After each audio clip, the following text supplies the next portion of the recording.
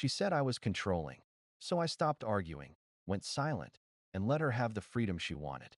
Now she's realizing the only thing I took back was my peace, that we'd been together for almost 3 years, long enough for the small things to start feeling permanent. The shared playlists, the lazy Sunday breakfasts, the way she'd hum while folding laundry. Her name was Tara, and I honestly thought we were building something real. Until he started showing up again, in the digital sense. Her ex, Ethan, had been out of the picture for almost 2 years, or so she said. They ended things on good terms, which I didn't question at first. But lately, I noticed his name popping up on her social media again. It started with harmless likes, then comments. Not generic ones either, not emojis or casual congrats. They were personal. That's the laugh I missed. You still look good in that dress. Can't believe you're still using the playlist I made. At first, I brushed it off. People stay friendly with exes sometimes. But the tone, it felt like more than nostalgia. So one night, while we were watching Netflix, I gently asked, "Hey, why is Ethan commenting on all your posts again?" She froze, then rolled her eyes. "You're being controlling again, Mark. It's just social media." That word, controlling, hit me like a slap.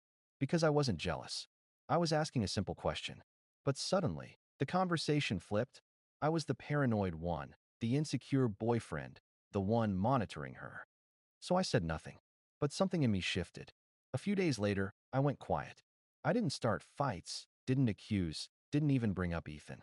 Instead, I quietly changed my relationship status to private. Not single, not in a relationship, just invisible. Then I went through every photo of us together on my profile, vacations, anniversaries, even the cheesy selfie from her cousin's wedding, and I removed them. No explanation, no announcement, just silence. By the end of the week, I noticed a change. She was scrolling her phone more often than usual. Her tone got shorter.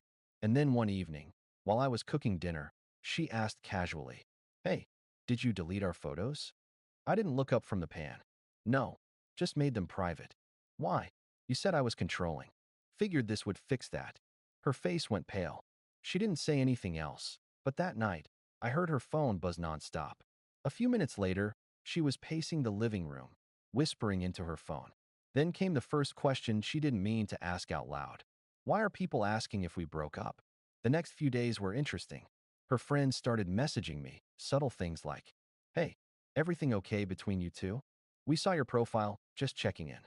I answered politely, "Everything's fine. Just simplifying my social media." That was enough. The rumor mill did the rest. By the weekend, she was anxious, irritable, glued to her phone. When I asked what was wrong, she finally snapped. "You know what's wrong. Everyone thinks we broke up. Even my mom called me crying." I tilted my head. Strange. I didn't post anything. Her eyes flashed with something between panic and guilt. That's when I knew, whatever innocent communication she'd been having with Ethan, it wasn't just comments. And now, without saying a single word, I had her undivided attention. The next few days felt like watching a storm build. Quiet at first, but charged with something electric, something about to break. Tara tried to act normal, but her voice carried a different tension now. When she hugged me, it felt distracted.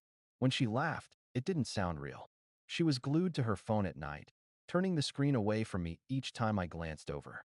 I didn't say anything. I didn't need to. See, when you stop reacting, people show you who they really are. It was Saturday night when things finally cracked. I was in the living room, finishing a work report, when I saw my phone buzz with a DM from a mutual friend, Amber, one of those people who somehow always knows everything about everyone. Her message was short.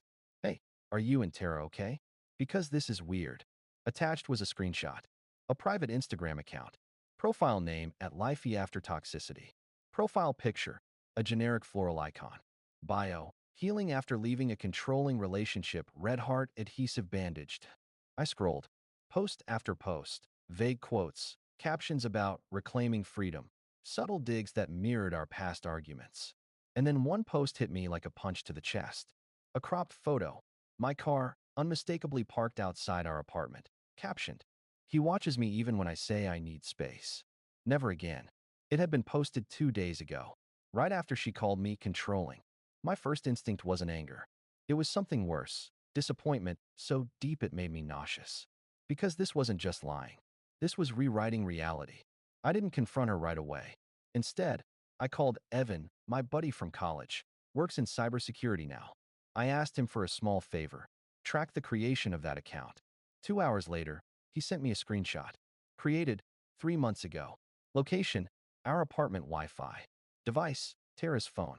So while she was telling me I was paranoid, she'd been building a fake narrative online, painting me as some obsessive boyfriend while secretly flirting with her ex in the comments section of her real account.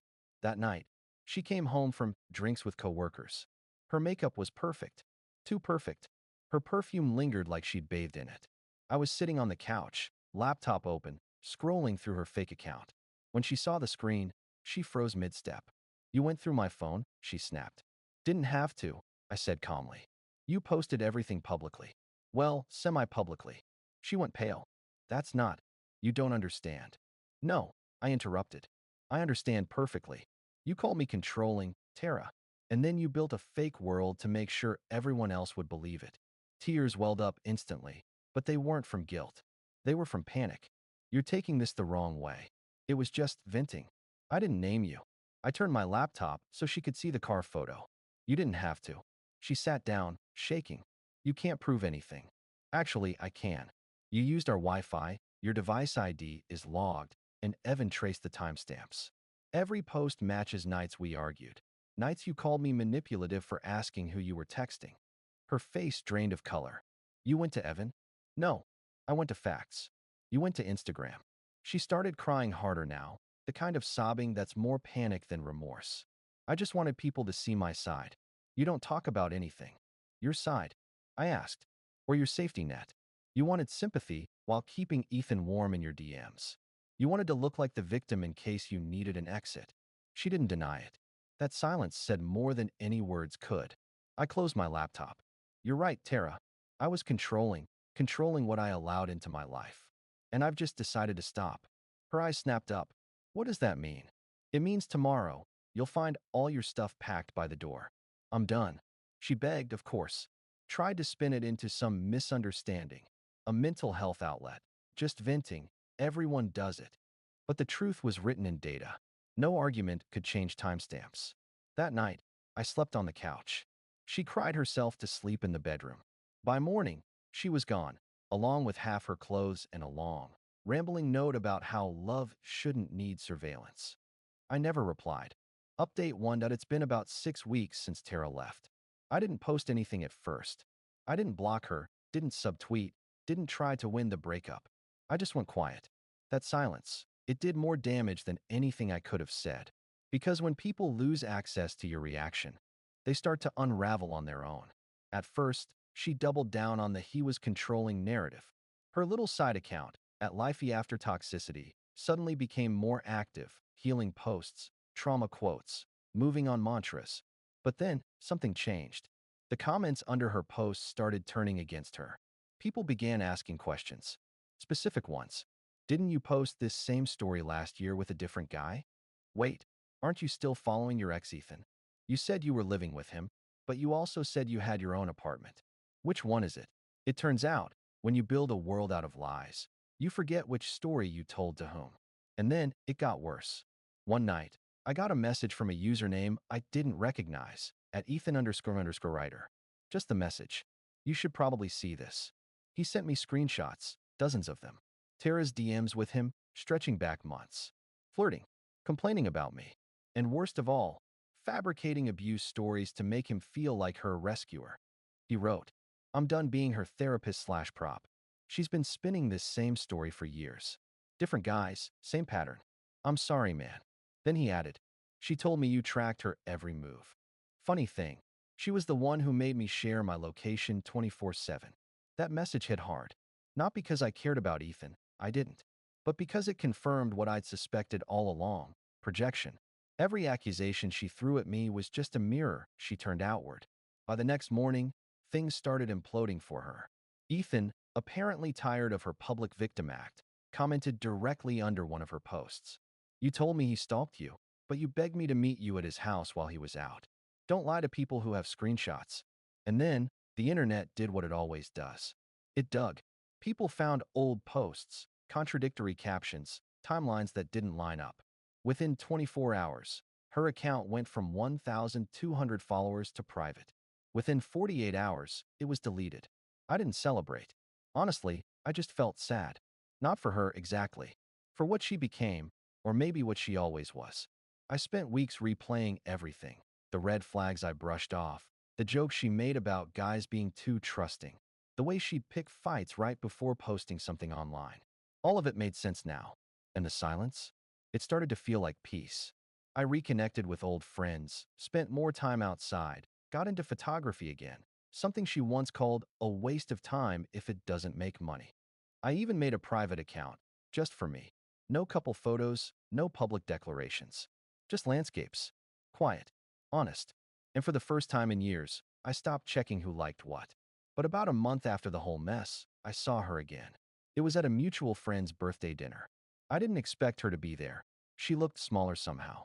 No makeup, no spark, just quiet. When she noticed me, her eyes widened and she froze. She whispered, "Mark, I didn't think you'd come." "Neither did I said simply. We didn't argue, didn't rehash. She just said, "I went too far." I didn't realize how far until I couldn't stop it. For a moment, I saw the person I fell for, beneath all the noise and the lies. But pity isn't love. You built a world where I was the villain, I said quietly. Now you get to live in it. And I left before she could answer. Final update that it's been almost a year since that dinner, the night I saw Tara again. A lot has happened since then, though nothing dramatic. No revenge arcs, no big apologies, no movie-worthy closure. Just healing. Quietly. Slowly. I learned that real peace doesn't come when they get what they deserve. It comes when you stop caring whether they do at all. 4 months after Tara's downfall online, people kept sending me updates, screenshots, DMs. Did you see what she posted now? At first, I read them all. It felt like justice, like validation.